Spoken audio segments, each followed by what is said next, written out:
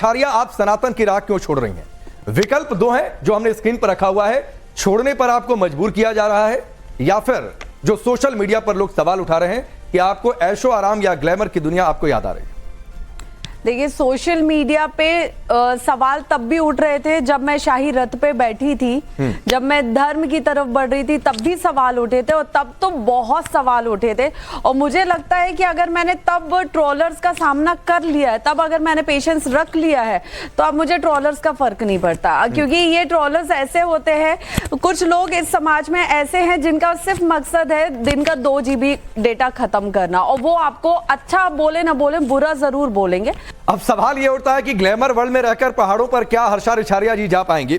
हमारे साथ स्टूडियो में ऑडियंस भी मौजूद है, और आप देखिए कुछ मेहमान भी हमारे साथ मौजूद हैं। पंडित राज मिश्रा जी हैं, नीतीश शर्मा हमारे साथ है, चारू शर्मा है, डॉक्टर सांत्वना श्रीकांत जी हैं, सोशल एक्टिविस्ट हैं। मैं इन सबके पास आऊंगा क्योंकि सवाल धर्म संकट का है, सवाल हर्षा रिछारिया को लेकर है, तो जाहिर सी बात है कुछ इनके पास अपने सवाल भी हैं। लेकिन एक और बयान सुनवाते हैं। जब महाकुंभ के दौरान हर्षा रिछारिया जी को लेकर यह विवाद खड़ा हुआ और वो रोते रोते नजर आई थी, वो बयान भी एक बार सुनवाते हैं। फेस पैक लगा करके, लिपस्टिक लगा करके कोई काम नहीं होता है, कोई संन्यास नहीं होता है, रील बना करके कोई रील वो नहीं होता है। जिस तरह की अभद्र टिप्पणियां ये कर रहे हैं एक महिला को लेके, जो उनकी बेटी समान है, उसके बाद वो ऐसा बोल रहे हैं, तो उनको शर्म आनी चाहिए। मीडिया इन्फ्लुएंसर है, वह इंस्टाग्राम पे अपना फॉलोअर बढ़ाने आई है, वो उसने साधु बन करके फॉलोअर बढ़ा लिया, अब रो करके फॉलोअर बढ़ा रही है। तो ये बयान आपने सुना। हर्षा रिछारिया, सवाल यह है कि लोग तो अब भी पूछ रहे हैं कि उस समय फॉलोअर्स के आरोप लगे, फिर आप ग्लैमर वर्ल्ड में वापसी कर रही हैं, तो क्या महाकुंभ का जो पूरा एपिसोड था वो एक कंटेंट स्ट्रेटजी थी आपकी? देखिए, जैसा कि आपने खुद ही अभी वीडियो दिखाया कि सवाल तो तब भी उठे थे, तब 4 दिन बाद ही सवाल उठने लगे थे। और जो लोग, मुझे ये नहीं समझ में आता है, अभी भी मैं माघ मेले से पहले, जस्ट पहले प्रयागराज में ही थी, और मैं 10 तारीख को प्रयागराज से निकली हूँ, तब वहां पे भी यही बातें आई कि एक सोशल मीडिया इन्फ्लुएंसर को किस तरह माघ मेले में जमीन दी जा रही है। तब भी ये बात उठी महाकुंभ में कि सोशल मीडिया इन्फ्लुएंसर है। तो अगर मैं सोशल मीडिया इन्फ्लुएंसर हूँ, ठीक है, मैं धार्मिक सनातनी संस्कृति से जुड़े हुए वीडियोस बना रही हूँ, वही उसी का प्रचार मैं कर रही हूँ, मैं अपने धर्म का प्रचार कर रही हूँ। अब अगर मैं सोशल मीडिया इन्फ्लुएंसर हूँ, मेरी पहचान वही है। इन्होंने तो, ये जो महाशय हैं जिनका आपने वीडियो दिखाया, इन्होंने तो मुझे बहुत कुछ बोला, नाचने गाने वाली तक बोला, जबकि हालांकि ऐसा कुछ भी नहीं था। एक सवाल हर्षा जी और आता है, क्योंकि आप अभी आपने साड़ी पहन रखी है, साध्वी के गेटअप में आप नहीं हैं, आपकी जटाओं को लेकर भी बहुत सारी बात हुई थी, अभी भी मैं जटाएं देख रहा हूं, तो जब आप ग्लैमर वर्ल्ड में वापसी करेंगी तो ये जटाएं रहेंगी या जटाएं चली जाएंगी? जब करूंगी तो हटा दूंगे। साड़ी तो मैं पहले से पहनती हूँ, साड़ी तो मैं अपने इवेंट्स में भी पहनती थी, साड़ी मैं अपने प्रोफेशन में भी पहनती थी। तो साड़ी से आप ये नहीं बोल सकते ना कि मैं अगर धर्म का प्रचार नहीं कर रही हूँ तो मैं साड़ी पहनने की भी अधिकारी नहीं हूँ। मैं अगर हिंदू हूँ, सनातनी हूँ, तो भगवा पहनना, चंदन लगाना, त्रिपुंड लगाना, साड़ी पहनना, ये सब मेरे अधिकार है, आपके लिए मेरे अधिकार है नहीं, धर्म में जन्म लेने के बाद। लेकिन जटाएं अगर नकली हो और आप जटाओं को हटाने की बात कर रही हैं, तो मैं धर्म में रह के भी हटा सकती हूँ। बीच में 2 बार मैंने हटाई है। मतलब ये आपके लिए प्रॉप है? नहीं, बिल्कुल प्रॉप नहीं है ये मेरे लिए। मुझे बस ये, इससे मैं मन से जुड़ी हुई हूँ। नहीं, लेकिन ये होता है ना कि ये आपका छद्म रूप है। यही तो लोग सोशल मीडिया पर कह रहे हैं कि छद्म रूप, मतलब आपने एक रूप धरा साध्वी का दुनिया को दिखाने के लिए।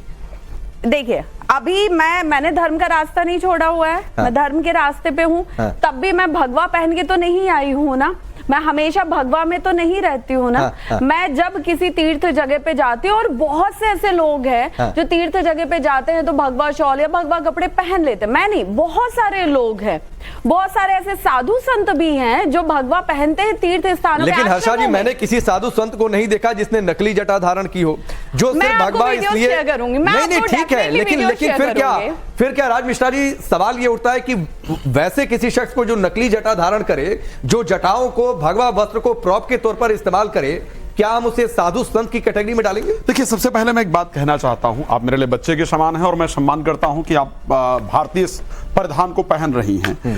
धर्म कोई बॉयफ्रेंड गर्लफ्रेंड नहीं है जिसको आज अपनाया जाए और कल छोड़ दिया जाए, और सनातन धर्म छोड़ा ही नहीं जा सकता। ये सनातन धर्म जिंदगी में आप नहीं छोड़ सकते, मैं गारंटी देता हूं। क्योंकि सनातन धर्म कहता है परहित सरिस धर्म नहीं भाई, पर पीड़ा सम नहीं अधमाई। दूसरे को प्रसन्नता देना सनातन धर्म है। क्या आप दूसरे को प्रसन्नता देना छोड़ देंगी? क्या आप अपने माँ बाप या अपने परिवार को प्रसन्न रखने का प्रयास नहीं करेंगी?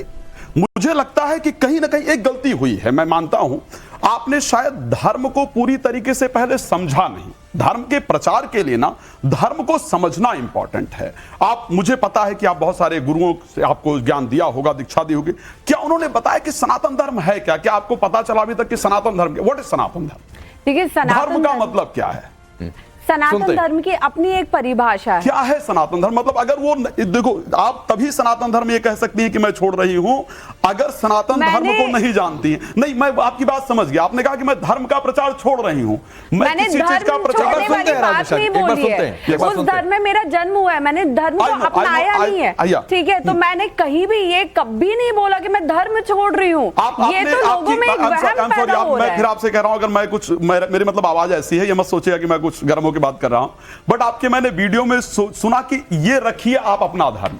मतलब आप सोचती हैं इससे जो युवा है ना, इस पर इतना इंपैक्ट पड़ेगा कि इसका मतलब सनातन धर्म के अंतर्गत साधु संत लड़कियों के साथ या युवाओं के साथ बुरा कर रहे हैं, उनको प्रताड़ित कर रहे हैं कि हर्षा रिछारिया सनातन धर्म के अंदर आई और आज वो छोड़ रही हैं। इससे आपको नहीं पता है कि हमारे सनातन धर्म के युवाओं पर कितना बुरा इंपैक्ट। ठीक है, और इसी से हर्षा रिछारिया जी, चूंकि आप एक साथ जवाब दीजिएगा, अगला सवाल स्क्रीन पर डाल दीजिए। और अगला सवाल यह है, जो पंडित राज मिश्रा जी ये बात कह रहे हैं कि हर्षा रिछारिया ने सनातन की राह क्यों चुनी थी? क्या प्रभावित होकर या फिर फेम पाने के लिए, जिसका जिक्र कर रहे हैं? क्योंकि आप जटाओं को, आप भगवा वस्त्र को सिर्फ प्रॉप के तौर पर इस्तेमाल कर रही हैं, जो ग्लैमर इंडस्ट्री, फिल्म इंडस्ट्री में होता है। देखिए, हर्षा रिछारिया तो एक बहुत छोटी सी, मुझे लगता है, धर्म की बेटी है, बहुत छोटी सी। और मैं तो महाकुंभ से ये बोलती आ रही हूँ कि मैं तो हूँ अज्ञानी। आप अगर मुझे अज्ञानी बोलेंगे तो बोलिए, मैं तो एक्सेप्ट करती हूँ कि मैं अज्ञानी हूँ।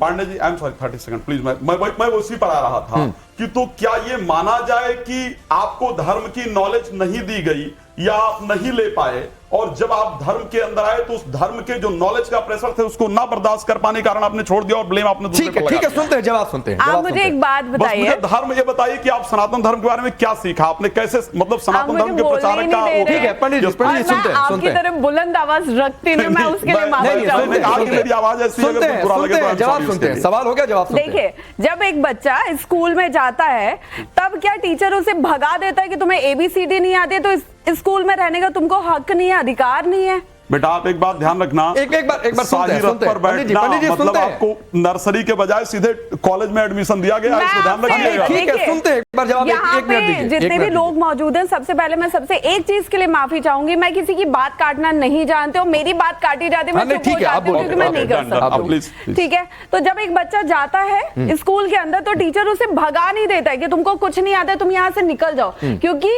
सिखाने के लिए ही उसको स्कूल में भेजा जाता है। रही बात की मैं सनातन धर्म में क्यों आई हूं, मैंने क्यों प्रचार का सोचा, तो 2019 से मैं धीरे धीरे अध्यात्म की तरफ मेरा रुख हुआ। मेडिटेशन की वजह से मैं कुछ जगहों पे गई जहां से मेरा माइंड धीरे धीरे डाइवर्ट होने लगा था। फिर मेरी कुछ ऐसी तबीयत भी बिगड़ी पिछले 5-6 सालों में, जो धीरे धीरे मेडिटेशन से और नेचुरल चीजों से वो ठीक हुआ है। तो और ज्यादा जब आप उस सहारे से ठीक होते हो तो आपका उस पर विश्वास और ज्यादा बढ़ जाता है।